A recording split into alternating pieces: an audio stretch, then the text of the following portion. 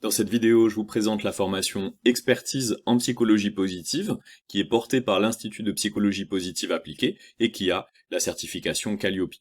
Alors, c'est une formation qui s'adresse à des professionnels de l'accompagnement, donc c'est tous les métiers qui sont à forte teneur relationnelle, comme j'aime dire, et du coup l'idée c'est de vous apporter des outils dans votre répertoire de compétences professionnelles, mais pas seulement des outils, une méthodologie qui va vous guider, vous éclairer pour savoir à quel moment proposer tel outil, auprès de quelle personne, et quand un outil ne produit pas l'effet escompté, d'avoir aussi la méthodologie pour savoir continuer à avancer avec la personne accompagnée.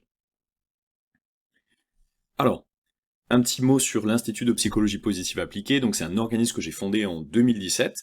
On a formé plus de 700 personnes. Alors on intervient auprès de trois types de publics. Ça peut être l'université dans lesquelles je vais enseigner. Ça va être aussi des institutions qui ont des besoins de formation pour leurs employés, des institutions du médico-social notamment. On a des mutuelles notamment auprès desquelles je suis intervenu. Et puis enfin des professionnels qui exercent en tant que salariés ou en indépendant ou libéral et qui ont besoin de se former. Et c'est pour ce type de public-là que la formation s'applique. Alors, j'écris une ou deux fois par mois et j'ai la chance d'avoir plus de 9000 professionnels abonnés à la newsletter qui suivent voilà, les écrits, les ressources que je partage. Ça, c'est une vraie satisfaction pour moi de pouvoir partager les théories en psychologie positive et aussi en psychologie des émotions, les théories qui sont incontournables voilà, sur ces thématiques. Et enfin, on a 100% de recommandations aux formations, donc vraiment, il n'y a rien de plus gratifiant pour un formateur d'avoir ce type de retour. Mon objectif, c'est d'avoir peu de cycles de formation par an. Je donne que 2 cycles de cette formation-là, sur 6 mois. Et l'objectif, en fait, c'est de me tenir à fond pour les participants, de faire du sur-mesure. Dès qu'un participant a une demande, je vais répondre à ses questions, des fois lui faire une recherche bibliographique sur le sujet. L'idée, c'est vraiment que je sois très engagé auprès des personnes. Et c'est ça vraiment qui fait sens pour moi, c'est vraiment d'apporter les ressources dont la personne a besoin en formation pour l'aider à monter en compétences et en expertise sur des sujets importants et qui nécessitent une certaine finesse comme la psychologie positive. Alors, regardons voir un petit peu c'est quoi la psychologie positive. La psychologie positive, c'est une science qui a été fondée en 1998 par des enseignants-chercheurs, des chercheurs à l'université aux États-Unis. On a Martin Seligman qui était le président de l'Association américaine de psychologie, donc un très grand chercheur américain qui a travaillé sur la dépression, sur l'impuissance apprise et sur l'optimisme, et qui décide en 1998 avec ses collègues de fonder une nouvelle discipline scientifique, la psychologie positive. Donc c'est déjà une science, cette discipline. Et deuxièmement, elle a 3 points qui, selon moi, sont des changements de paradigme importants par rapport à la psychologie plus classique. Premier point, on va s'intéresser pas uniquement à ce qui fait souffrance et effondrement chez l'être humain, mais on va s'intéresser à comprendre aussi ce qui fait épanouissement. Donc la psychologie positive, c'est une science qui vise à comprendre les facteurs individuels, environnementaux et collectifs qui vont faciliter l'épanouissement. Deuxième changement de paradigme, on va s'intéresser pas uniquement à ce qui fait problème ou déficit chez la personne, mais aussi à ce qui fait ressource chez elle. Il y a cette philosophie où on va pas uniquement aller explorer le territoire des problèmes pour les résoudre, les corriger, les limiter, on va aussi explorer le territoire des ressources, des capacités, du potentiel de la personne pour venir s'appuyer dessus et l'aider à composer avec des épreuves inhérentes à la vie d'un être humain. Et troisième changement de paradigme important, on va s'intéresser pas uniquement aux facteurs qui génèrent de l'effondrement, mais aussi aux facteurs qui vont faciliter la résilience. Donc on va s'intéresser pas uniquement aux gens qui, face à des épreuves d'adversité, vont développer des réponses de type dépression, effondrement, pour essayer de comprendre qu'est-ce qui a fait que ces personnes se sont effondrées, mais on va plutôt aussi explorer les personnes qui ont, face à de l'adversité, eu des réponses de résilience, et essayer de comprendre la dynamique complexe et sur quelles ressources elles ont su s'appuyer. Voilà. Cette nouvelle discipline ne vise pas à dire que l'autre facette de la psychologie plus classique, est meilleure ou moins bonne, c'est juste que ils se sont aperçus que il y avait un territoire, le territoire des ressources, de l'épanouissement qui était négligé par la science, et du coup, plutôt que de le laisser à peut-être à des gourous, à des gens qui donnent leur opinion sur le sujet, bah autant en faire un objet d'étude scientifique et produire des outils qui sont validés pour justement accompagner les personnes sur ces objectifs-là. Voilà pour une petite présentation assez rapide de la psychologie positive, et là vous allez connaître ou reconnaître les chercheurs fondamentaux sur le sujet, donc Martin Seligman, Barbara Fredrickson sur les émotions agréables. Elle a travaillé plus de 20 ans en laboratoire sur quels sont les effets des émotions agréables. Mihai Csikszentmihalyi qui a travaillé sur ce concept de flow. Vous avez Ed Diener, Christopher Peterson, Sonia Lubomirski, qui sont des chercheurs incontournables de cette discipline. Alors, maintenant qu'on a présenté la psychologie positive, je vais présenter un peu plus en détail la formation, et je vais commencer par moi, le formateur. Quand vous regardez une formation, il y a la formation, mais il y a surtout la personne qui va dispenser cette formation, et c'est important de vérifier deux choses. D'abord, est-ce que cette personne a une légitimité, une expertise dans le domaine pour transmettre cette formation? Deuxièmement, est-ce que c'est une personne qui a une facilité pédagogique à transmettre, parce qu'il y a des gens qui sont experts mais qui n'ont pas cette capacité de bien transmettre. Et troisièmement, est-ce qu'il y a un fit, une adéquation entre vous et la personnalité du formateur pour vous dire tiens, ça va être une expérience assez cool, assez plaisante, et je vais prendre plaisir dans ce processus d'apprentissage. Ça, c'est les trois paramètres à regarder quand vous formez auprès de quelqu'un. Alors je vais me présenter, donc je m'appelle Joran Farnier, il doit pas y avoir beaucoup de Joran en France, voilà, il y a cette singularité déjà qui est là, et puis singularité dans mes choix professionnels, je trouve un équilibre, un plaisir professionnel entre trois casquettes différentes, celle de psychologue, où j'accompagne des patients depuis 2015 en libéral. J'ai une activité aussi de formateur, puisque j'ai beaucoup de plaisir à transmettre, mais surtout à réfléchir, à écrire régulièrement sur mon activité professionnelle. C'est un métier de psychologue, et tous les métiers autour de l'être humain sont des métiers très complexes, et on a besoin, je pense, d'avoir un temps sur notre petite colline pour prendre du recul et se dégager d'avoir la tête dans le guidon pour penser ce qui se passe et trouver des concepts, des outils qui nous aident à gagner en clarté, en efficacité. Donc j'ai beaucoup de plaisir à transmettre et à écrire sur ma pratique. Et dernier point, j'enseigne aussi à l'université, puisque voilà, c'est un plaisir d'avoir un pied dans ce domaine assez fécond de la recherche, du questionnement, et puis de transférer toutes ces connaissances scientifiques sur le terrain pour nous, professionnels de terrain. Alors, j'ai eu deux activités de publication importantes, je dirais. La première, c'est que j'ai eu la chance de participer à l'écriture d'un livre sur comment développer les compétences émotionnelles avec des chercheurs vraiment spécialistes de la question en Europe. Vous avez notamment Moira Mikolajczak, que vous connaissez peut-être, Ilios Kotsou aussi, très connu sur le domaine des émotions et des thérapies cognitives et comportementales de type troisième vague, Rebecca Shankland, voilà, qu'on ne présente pas non plus, professeur à l'université et qui a beaucoup travaillé sur les émotions et les compétences psychosociales et la psychologie positive.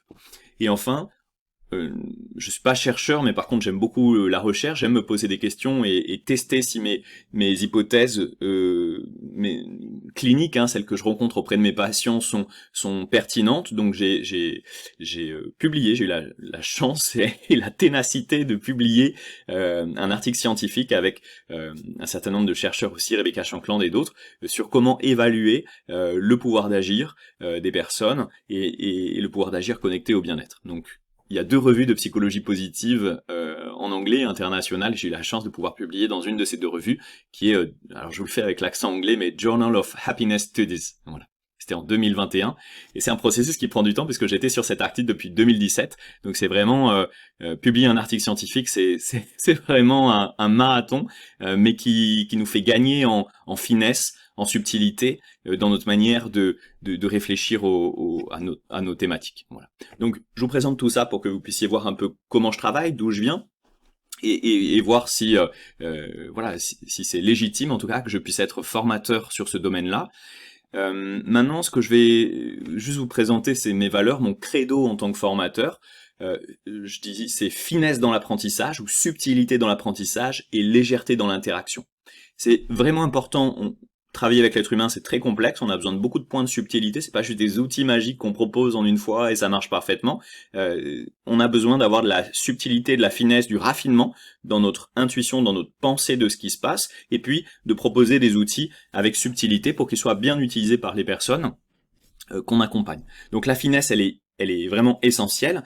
Mais par contre, on a besoin aussi de ce plaisir d'apprendre, de cette légèreté dans l'interaction en formation, pour oser expérimenter des nouvelles choses, oser se tromper, et puis profiter d'un contexte très sécurisant en formation, puis d'un formateur qui est là parce qu'il a beaucoup pratiqué aussi, et donc il a fait plein de bourdes, et donc il va être là pour nous partager ses enseignements, et pas comme un livre pourrait le faire de manière un peu figée, mais au contraire le formateur va être là de manière vivante, il va répondre à nos questions, et puis il va nous donner un feedback qui est très personnalisé par rapport à la pratique qu'on vient de faire dans le présent. Voilà.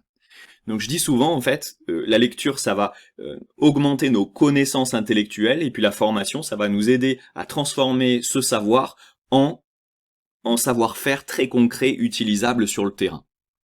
Et ça va vraiment permettre d'asseoir un sentiment de confiance, de légitimité dans notre capacité d'utiliser les outils parce qu'on les a déjà pratiqués en formation, et puis le formateur nous a déjà transféré, lui, toute l'expérience qu'il a eue avec ces outils pour nous faire gagner du temps et les utiliser de la bonne manière avec une méthodologie sur comment utiliser tous ces outils et comment gérer les cas imprévus qui arrivent forcément dès qu'on travaille avec l'être humain. Alors, quelles sont les modalités de cette formation? Je vous explique un peu comment j'ai conçu ça, ça a évolué au fil des années. Donc c'est une formation qui aujourd'hui se fait sur 6 mois. On a à peu près 2 jours par mois de formation. On a 5 modules et ça fait 73 heures de formation en tout. Avant, je donnais des formations sur 2-3 jours, et puis je me suis aperçu de 2 problèmes sur ce format-là. Premièrement, les formations de 2 jours, c'est une bonne sensibilisation à une thématique, mais on peut pas développer une expertise de cette thématique, et surtout, on va survoler des outils ou des théories, mais on va pas pratiquer suffisamment pour intégrer vraiment ces outils et se sentir confiant pour les utiliser.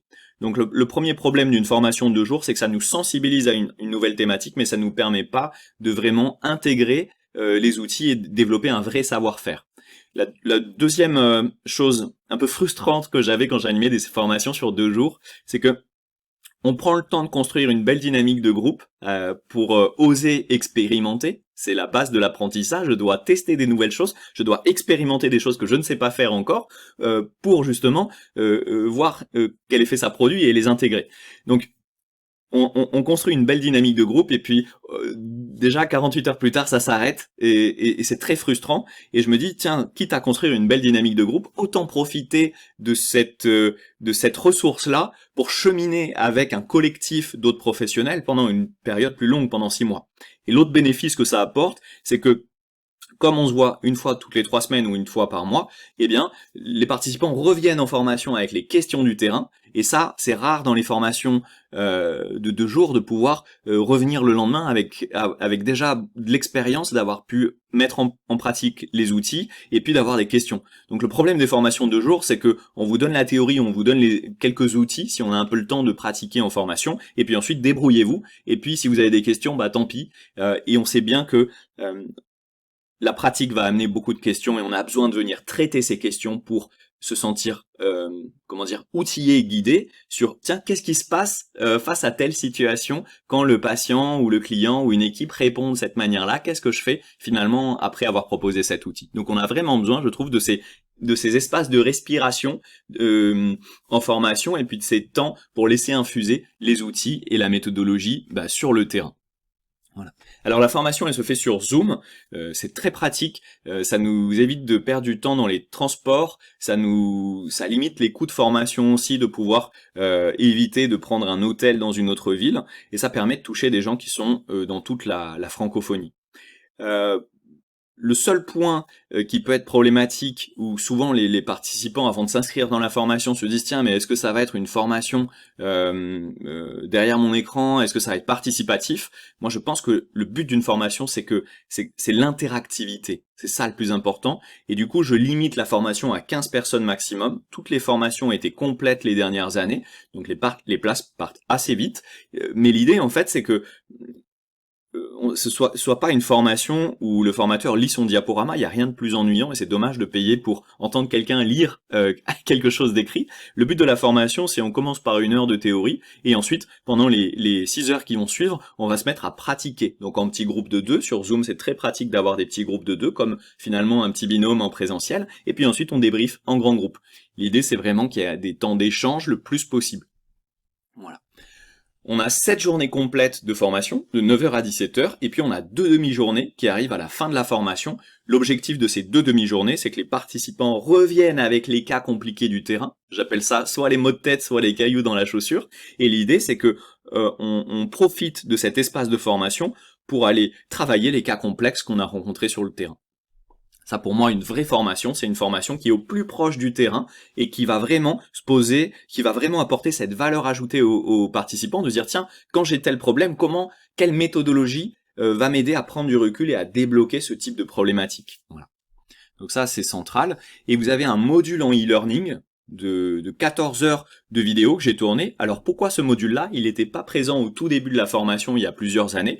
J'ai décidé de le faire parce que il y a beaucoup de théories en psychologie positive, c'est une discipline qui a été fondée en 1998, et puis il y a beaucoup de recherches dessus, beaucoup de modèles très intéressants, beaucoup de références scientifiques, et donc j'ai toujours partagé entre vouloir donner ces références qui sont incontournables pour ensuite travailler dans la pratique, et en même temps, si la théorie prend trop de place, on a une belle formation théorique, mais on n'a pas une formation trop pratique. Donc aujourd'hui, j'ai enregistré la théorie sur les vidéos pour que, en formation, on ait tout le temps pour pratiquer et qu'on ait 70% du temps de formation alloué à de la pratique en formation. Parce que c'est là où on va extraire le plus d'enseignements. La théorie, vous la trouvez dans les livres, là, en formation, vous la trouvez dans les vidéos. La vraie valeur ajoutée d'une formation, c'est bien sûr, c'est pas la théorie, c'est de pouvoir poser vos questions et surtout pratiquer et avoir du feedback personnalisé sur la pratique et les questions que vous venez, qui viennent d'émerger dans la formation. Bon, je le disais, le taux de recommandation est de 100% et j'en suis très satisfait. Je croise les doigts pour que ça dure et je fais tout pour que ça dure. Après une formation, on a un questionnaire d'évaluation, je demande aux participants qu'est-ce que vous avez apprécié pour que je le garde pour les prochaines formations, et aidez-moi à améliorer la formation, qu'est-ce que je pourrais rajouter, changer pour améliorer la formation. Et au fil des années, souvent, chaque année, je rajoute une vidéo ou des guides pratiques que j'ai conçus plus tard, et les participants, voilà, sont souvent contents que grâce à leur retour, je peux améliorer encore plus les ressources et le contenu de la formation. Et donc, les personnes qui viennent là se former, eh bien, elles vont bénéficier de tous les retours des dernières années qui ont permis de rendre cette formation de mieux en mieux progressivement. Alors, il y a 6 raisons qui vont différencier cette formation des autres qui existent sur le sujet. Deux premières choses, j'ai 2 boussoles pour animer une formation. La première, c'est de m'appuyer sur des références scientifiques. J'enseigne à l'université, pour moi c'est une valeur importante de pas juste partager mon opinion personnelle ou mes croyances personnelles auprès des participants, c'est vraiment de leur partager les travaux scientifiques, les théories qui sont les plus utilisées, les plus incontournables aujourd'hui dans le monde de la recherche, pour venir éclairer des phénomènes psychologiques, comportementaux et émotionnels chez les personnes accompagnées. Ça, c'est ce qui va permettre aux participants d'avoir une légitimité, une solidité dans ce qu'ils vont ensuite transmettre à leur tour. Si vous devez faire des interventions, des formations, des conférences, ou même de la sensibilisation, de la psychoéducation avec des patients, c'est vraiment incontournable que vous puissiez asseoir vos propos sur des recherches qui ont été étayées par la science. Donc ça, c'est la première chose. Vous avez d'autres organismes de formation qui, évidemment, proposent un appui sur des références scientifiques, mais malheureusement, c'est pas le cas de tous les autres. Mais cette boussole, elle est pas suffisante, parce qu'on a tous été formés à des belles théories, mais on sait bien que le plus difficile, c'est une fois qu'on est sur le terrain, bah tiens, comment je transfère cette théorie sous forme d'un savoir-faire, c'est qu'est-ce que je vais en proposer à la personne accompagnée.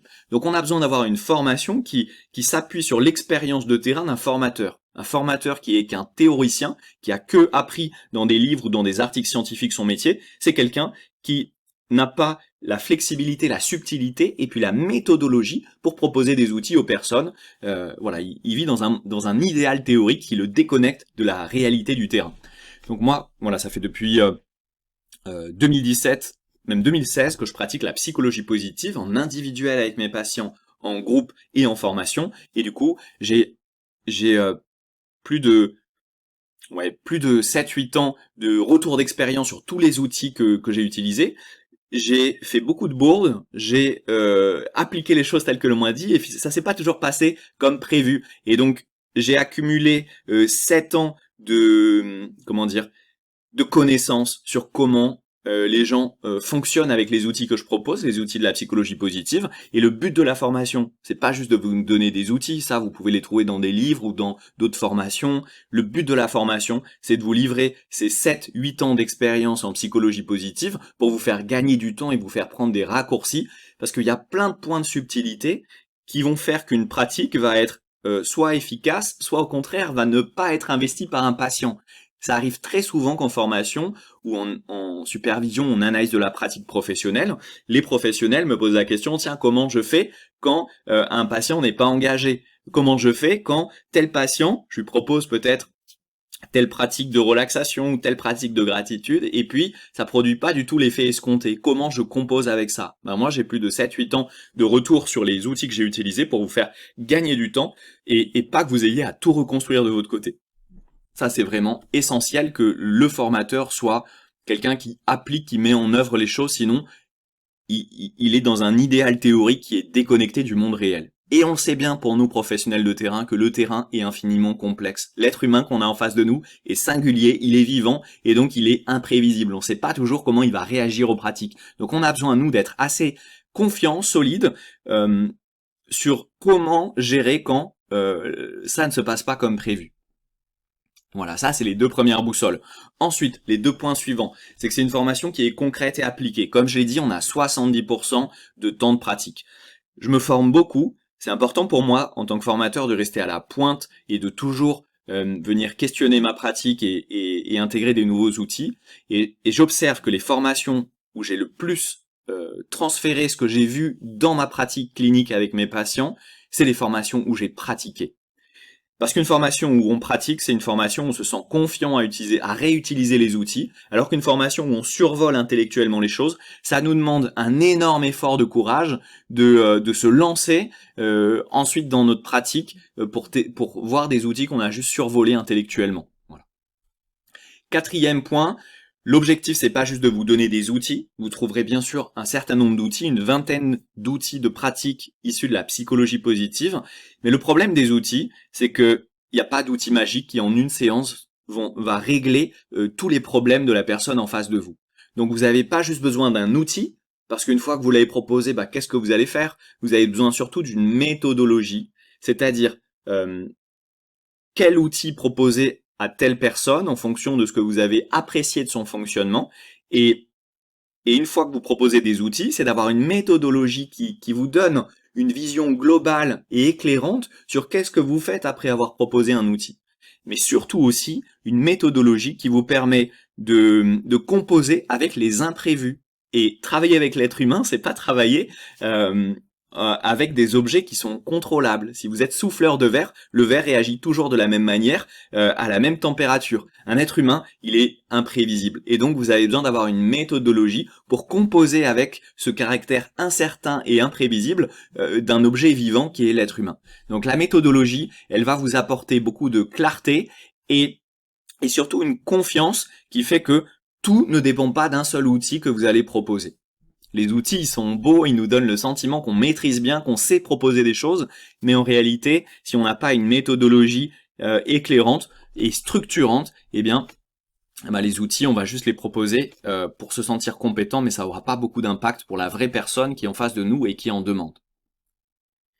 Et les 2 derniers points, donc c'est une formation qui cible pas uniquement le savoir, mais qui cible aussi le savoir-faire. Ça, c'est central. Le but, c'est pas d'avoir une illusion de connaissance, et plein de connaissances. Ça, c'est assez stimulant intellectuellement. Heureusement, la formation va vous donner des billes théoriques fondamentales pour mieux comprendre votre pratique et le fonctionnement des personnes accompagnées. Mais on a surtout besoin de savoir-faire.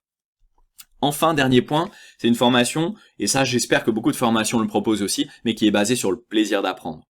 Les formations, pour moi, c'est souvent, quand je me forme, c'est souvent un moment d'oxygène où je monte sur la colline et je prends du recul sur ma pratique professionnelle. Je suis en lien avec d'autres professionnels qui se posent des questions des fois différentes de moi et ça m'inspire. Et puis d'autres personnes qui se posent les mêmes questions que moi et je me sens moins seul. Et du coup, c'est vraiment un moment très agréable d'être en formation, surtout pour moi qui exerce beaucoup en libéral et qui est donc une pratique plutôt solitaire où j'ai pas une équipe sur laquelle je peux m'appuyer.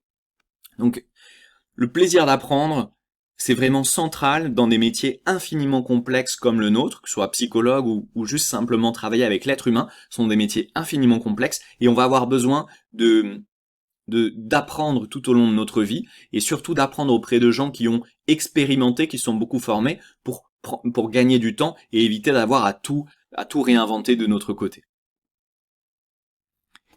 Il y a 3 axes qu'on travaille dans cette formation. Le savoir, bien entendu, c'est les théories scientifiques que je vais apporter, mais le savoir, il suffit pas à être compétent pour accompagner des personnes. On a besoin d'avoir quelque chose de plus qui est du savoir-faire, qui est de la méthodologie et des outils, c'est-à-dire comment mettre en œuvre des pratiques en individuel et en groupe, des pratiques de psychologie positive.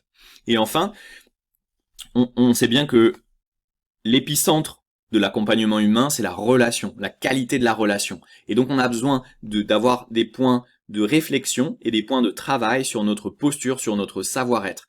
Et donc ça, c'est vraiment un aspect incontournable de cette formation, c'est de vous donner aussi des billes pour animer des groupes et animer des pratiques en individuel avec des éléments de savoir-être, de savoir interagir. Il y a 3 choses importantes en plus à vous présenter sur cette formation. C'est que déjà, il y aura accès à une bibliothèque de ressources privées en psychologie positive. Et c'est un accès à vie.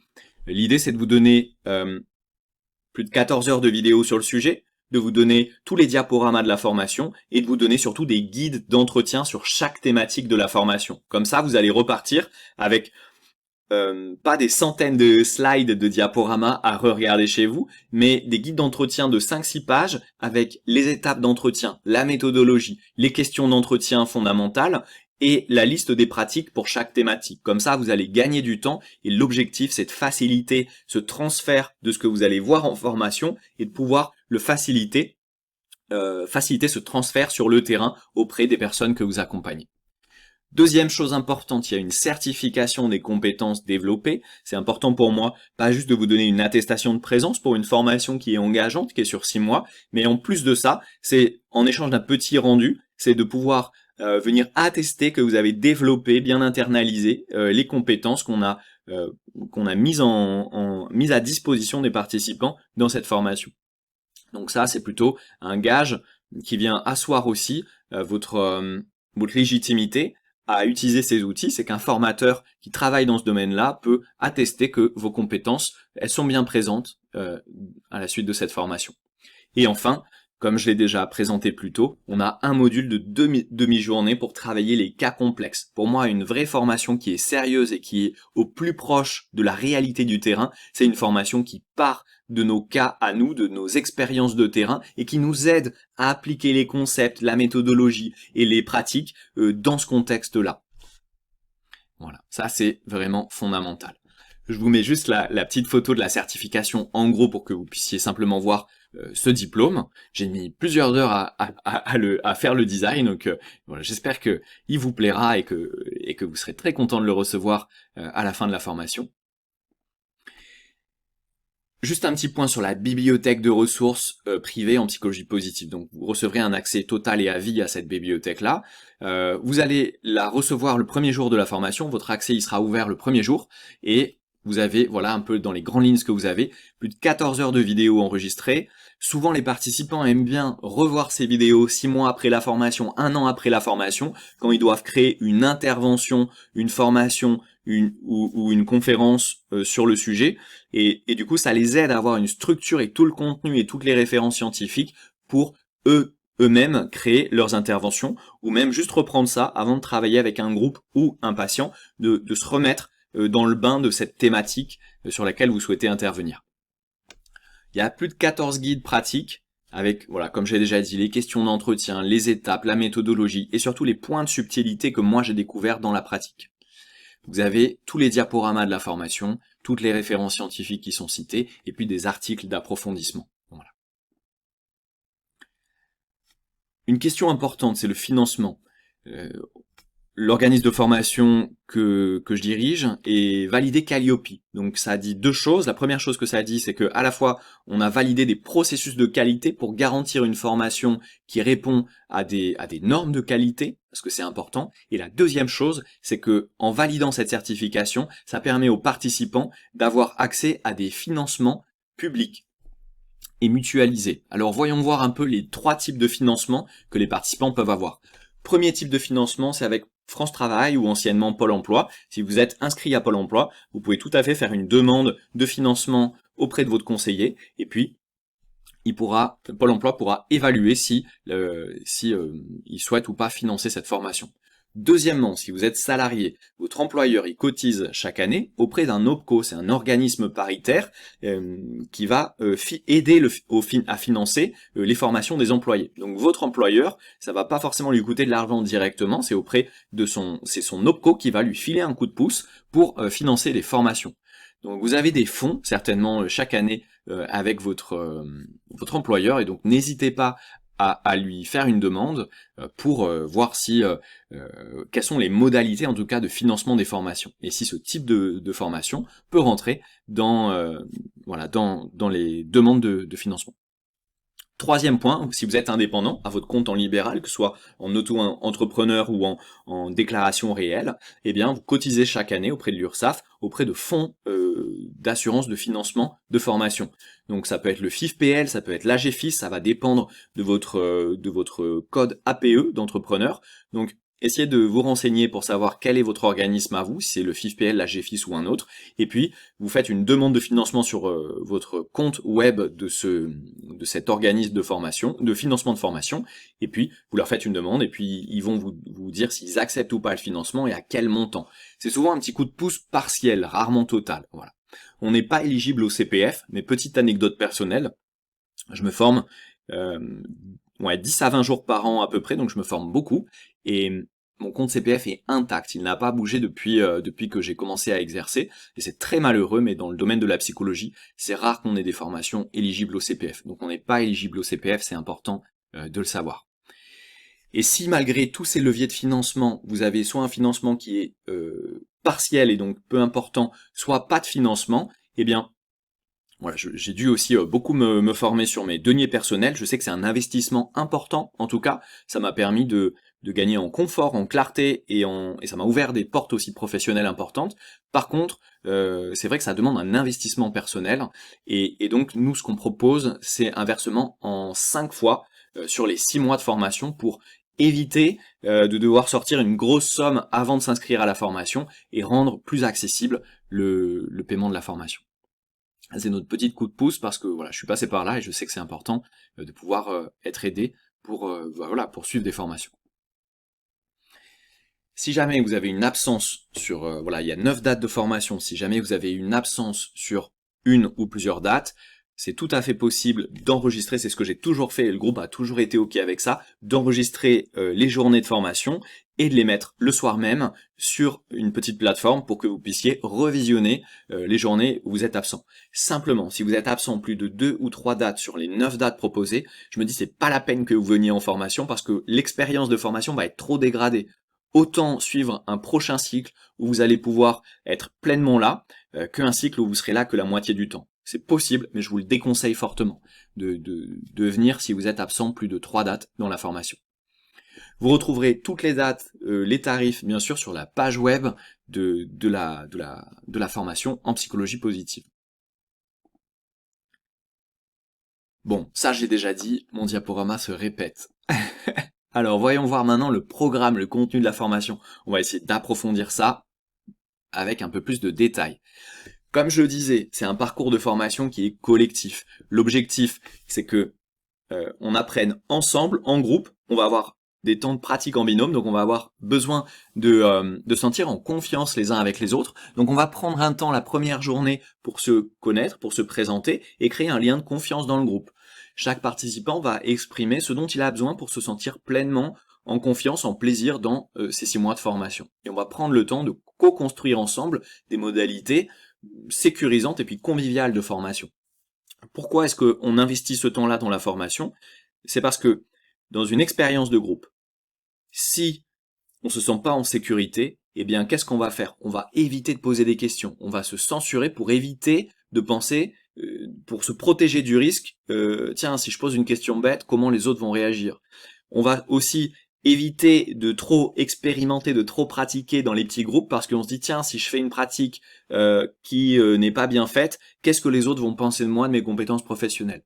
Et en fait, ça, si on met pas fondamentalement ce qu'on appelle la sécurité psychologique dans le groupe, eh bien on va plutôt mettre notre énergie à protéger notre estime et notre image professionnelle plutôt que à vraiment expérimenter, apprendre et s'engager pleinement dans la formation. Donc ça, c'est vraiment incontournable d'investir ce temps-là pour vous permettre de profiter au mieux de cette expérience de formation.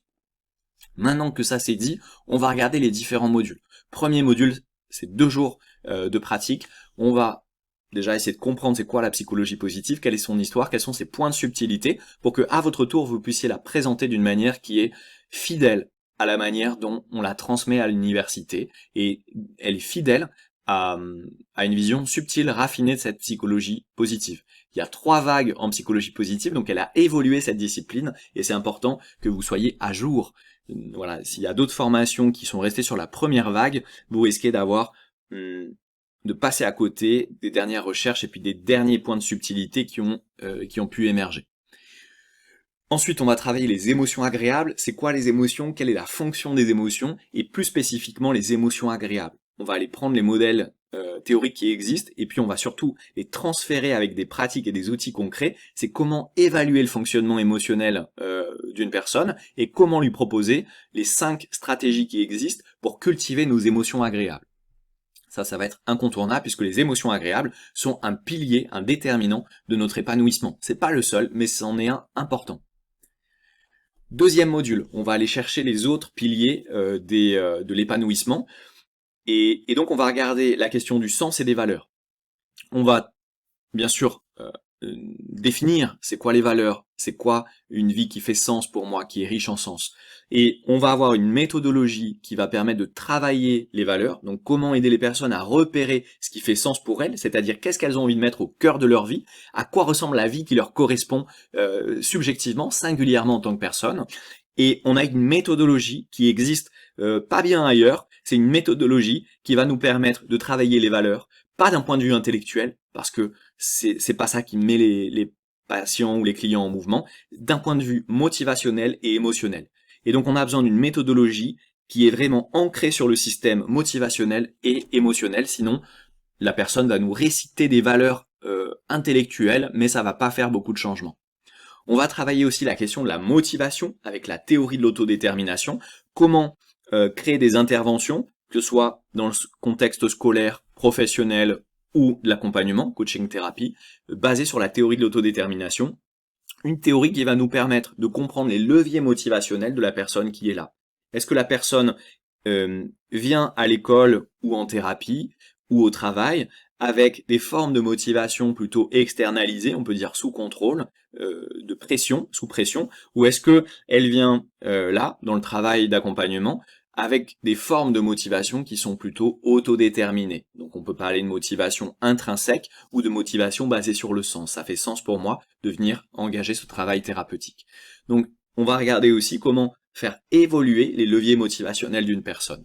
Ça, c'est vraiment incontournable, puisque cette théorie, elle nous dit quelque chose de fondamental, elle nous dit la motivation. C'est pas seulement quelque chose de l'intensité, je suis très motivé ou pas du tout motivé, c'est aussi quelque chose de la forme, des raisons qui me motivent à faire les choses. Je peux avoir des raisons externes, de la pression externe à faire des choses, ou je peux avoir des raisons internes. Et ça, c'est essentiel d'être sensibilisé à cette question-là, notamment pour le travail avec des personnes, ça peut être des patients, des clients, ou des élèves qui peuvent avoir des formes de motivation très externes à s'engager dans le travail d'accompagnement. Et là, on sent que ça va être aussi, ça peut être un obstacle à un véritable travail thérapeutique.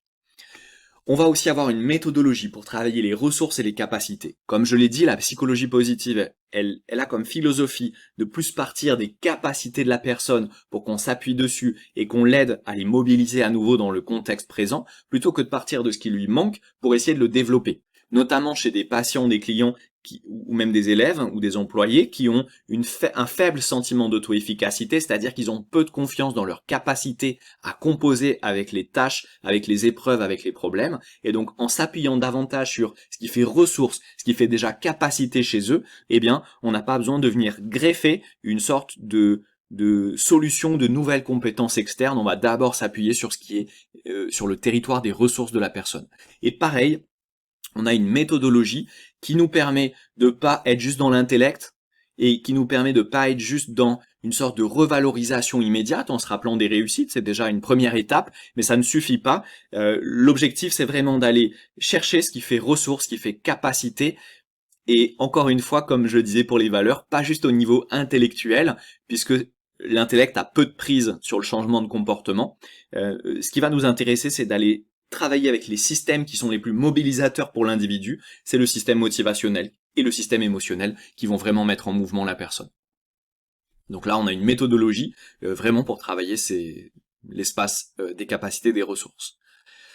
Troisième module, ce qui va nous intéresser, c'est la question de la résilience, les stratégies d'adaptation.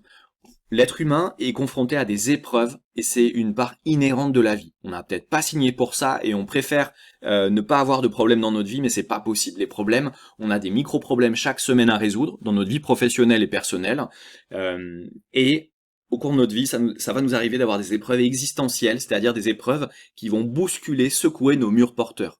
On peut pas forcément éviter ces épreuves-là. Par contre, ce qu'on peut faire, c'est la question suivante, c'est comment je vais pouvoir composer avec ces épreuves pour retrouver un équilibre ou intégrer ces épreuves et quand même préserver des espaces d'oasis, c'est-à-dire des espaces qui font sens, qui font épanouissement, malgré les épreuves de vie qui vont être vraiment challengeantes.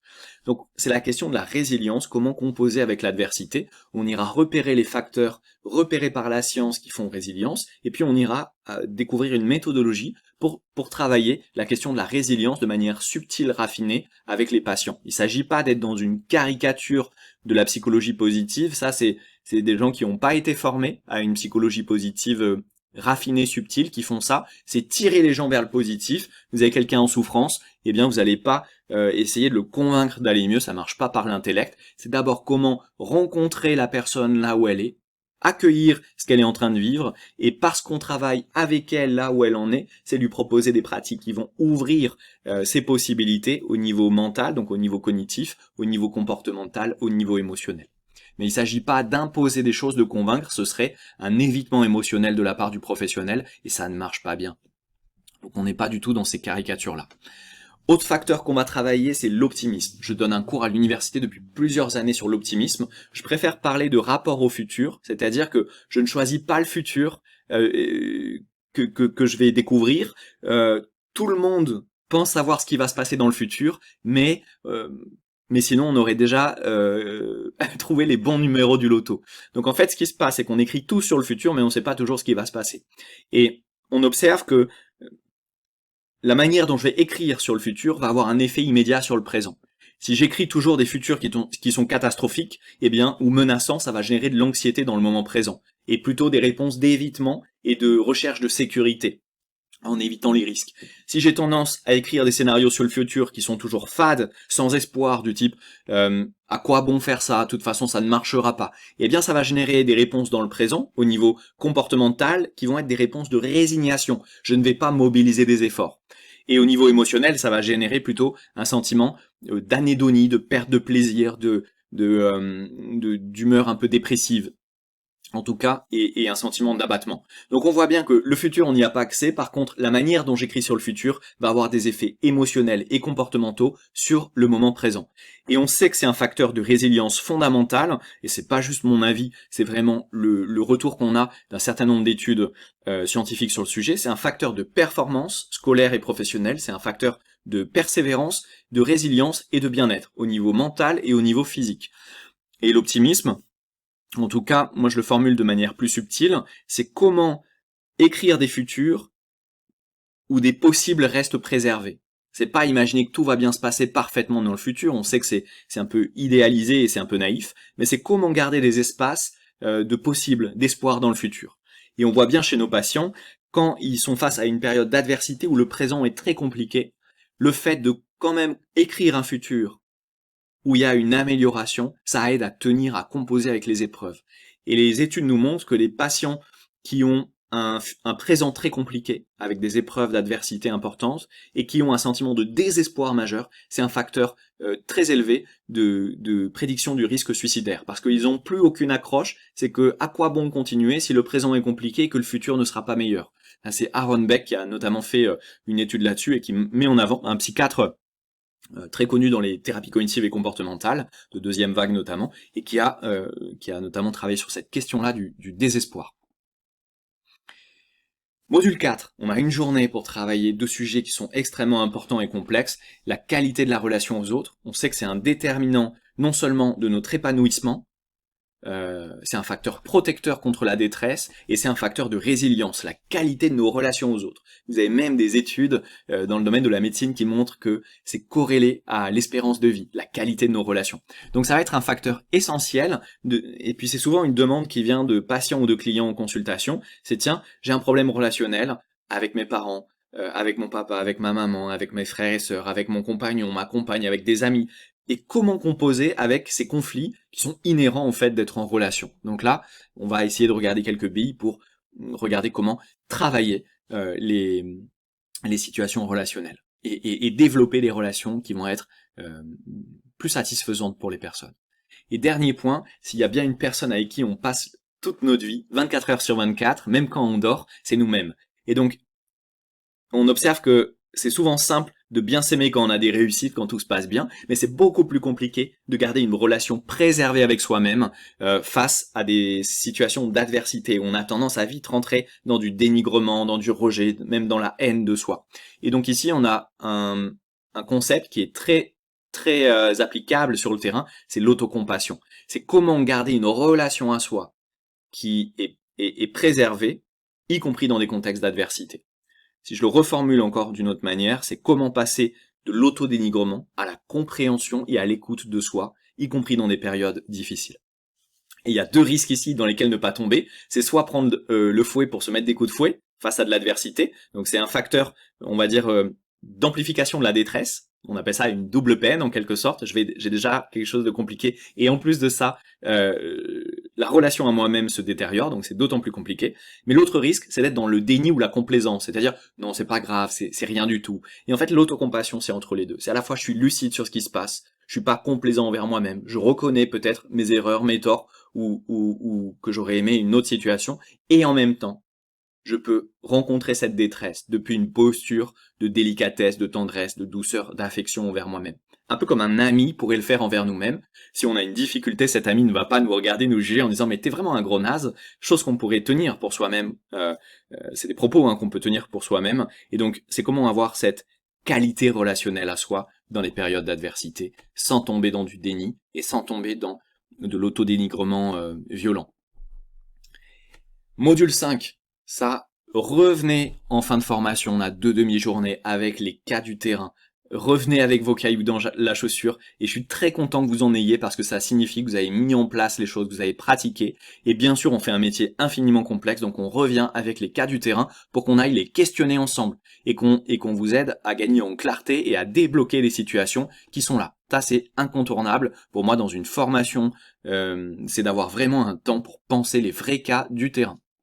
Sinon, on est dans la beauté de la théorie, tout se passe parfaitement bien sur le papier, sauf que il est où j'arrive pas à trouver dans le manuel, tiens, comment on gère tel cas ou tel imprévu. Évidemment, parce que l'être humain est très variable, très complexe, donc on a besoin de venir travailler ça. Et enfin, un module en e-learning dont je vous ai déjà parlé bien sûr, et l'idée c'est vraiment de pouvoir approfondir toutes les thématiques qu'on a vues en formation, de gagner en subtilité en allant approfondir la théorie, mais aussi d'aller voir les points d'application de cette théorie. Je vous présente très rapidement toutes les vidéos qui ont été enregistrées pour vous dans cette formation. Donc on va travailler les notions essentielles de l'accompagnement, quelles sont les 3 étapes incontournables dans un accompagnement, que ce soit dans une psychothérapie, peut-être dans un coaching, même si vous êtes médecin, dans une manière de travailler. L'idée, c'est vraiment d'avoir une méthodologie intégrative qui intègre toutes les pratiques, toutes les approches, et pour savoir se situer là où on en est. comment recevoir la demande du patient, comment la transformer, comment transformer un espace de problème ou de plainte en une demande travaillable, qu'est-ce qui appartient au professionnel, qu'est-ce qui appartient au patient ou au client comme responsabilité ou comme contribution pour que le travail évolue, parce que sinon en tant que professionnel on peut se sentir responsable de tout, y compris quand ça n'avance pas. Donc là c'est vraiment de vous donner une méthodologie pour travailler ça. Deuxième vidéo, on va travailler comment cultiver les émotions agréables. Vous aurez la méthodologie, vous aurez les 5 types de stratégies qui existent, d'après le modèle processuel de régulation des émotions, hein, c'est un mot un peu complexe, mais c'est le modèle de James Gross et Thompson de 2007, qui nous explique quelles sont les grandes stratégies qu'on a pour cultiver les émotions, et les émotions agréables notamment. Module numéro 2, on a une vidéo sur comment travailler les ressources et les forces. Pas mal de durée, elle dure pas mal de temps, hein, 2h30. C'est vraiment un point important. Il y a 3 écoles qui ont des visions différentes sur comment on travaille les forces. Donc voilà, il y a pas mal de points de subtilité sur cette thématique.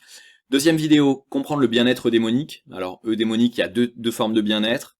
Bien-être hédonique, plutôt basé sur les émotions agréables, le plaisir, pour simplifier, et un bien-être eudémonique, plus basé sur la question du sens, de l'alignement avec entre soi et ses comportements, entre ses valeurs et ses actes.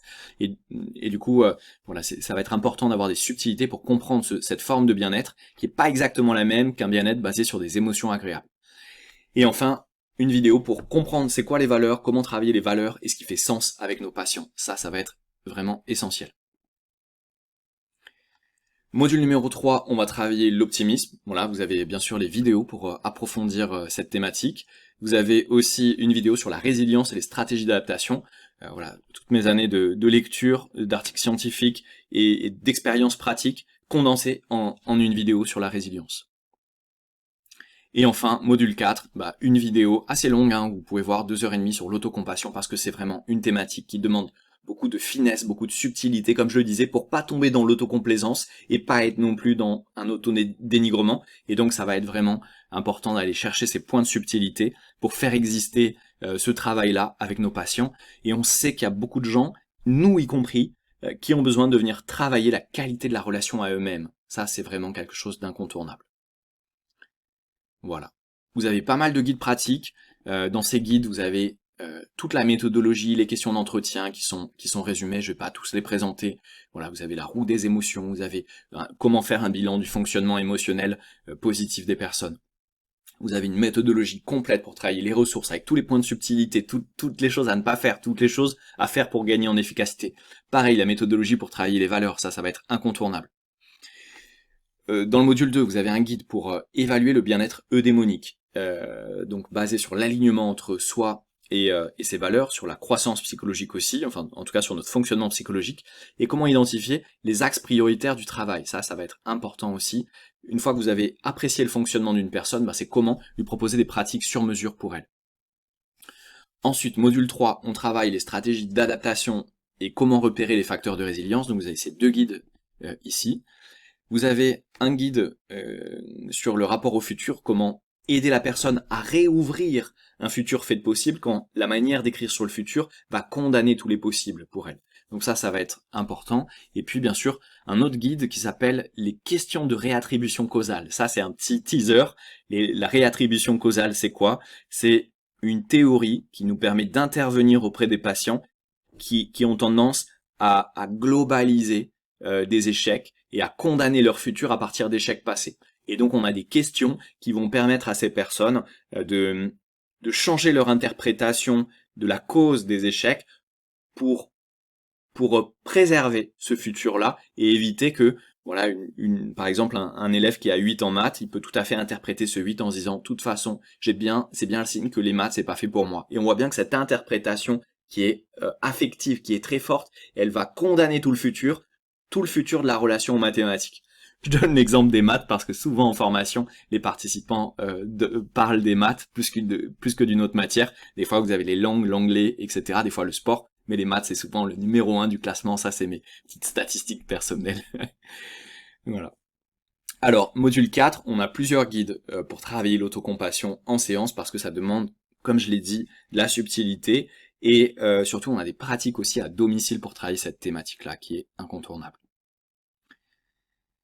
Voilà. Si cette présentation fait sens pour vous, si vous retrouvez dans ces contenus, dans la philosophie de la psychologie positive, dans cette vision que je souhaite la plus raffinée possible, dans le sens où il s'agit pas de tirer les gens vers le positif, ça marche pas du tout. Il s'agit plutôt de les rencontrer là où ils sont, et à partir de là où ils sont, accepter de courir à leur côté, à leur rythme, et de leur ouvrir des leviers, des marges de manœuvre là où c'est possible, pour réouvrir des marges de manœuvre autour d'une dimension qui est cognitive, donc ouvrir des perceptions, qui peut être comportementale, ouvrir un répertoire de comportements plus diversifié. Au niveau relationnel, c'est une ressource importante, et puis au niveau émotionnel aussi. Donc si cette formation vous parle, vous intéresse et que vous avez envie de vous inscrire, il suffit d'aller sur la page web, vous avez un lien d'inscription, on ouvre 2 cycles de formation par an, 15 places seulement pour chaque cycle, les places partent assez vite, je dirais qu'en 1 ou 2 mois, 1 mois non c'est trop court, mais je dirais qu'en 2 mois la formation est complète. Voilà, donc il y a seulement 30 personnes qu'on forme par an, c'est ça qui nous permet de rester à taille humaine, au format artisanal, dans lesquels je vais être vraiment disponible pour un groupe, et j'ai pas envie de faire quelque chose d'industriel ou de déléguer cette formation à d'autres personnes. Voilà, j'ai envie d'être vraiment là avec les participants et de leur transmettre moi mon expérience de la psychologie positive. Et vous pouvez tout à fait poser des questions. Donc sur la page web, vous retrouverez un lien pour prendre rendez-vous par téléphone et me poser des questions si vous êtes intéressé par cette formation et que vous souhaitez aller plus loin. Voilà, écoutez, c'était chouette de vous présenter ça, de vous présenter mon travail, de vous présenter toutes ces années de réflexion, de conception de cette formation. Voilà, et puis si vous avez envie d'aller plus loin, n'hésitez pas à regarder les témoignages de la formation, ça vous donnera vraiment un retour sur comment les participants ont vécu cette formation, avec quoi ils repartent, quelles sont les choses qu'ils ont le plus gardées au niveau professionnel, voilà, qu'est-ce que ça a le plus changé pour eux dans leur pratique professionnelle. Voilà. Et ben écoutez, je vous souhaite une excellente journée et au plaisir de vous voir de l'autre côté en formation. À très bientôt, au revoir.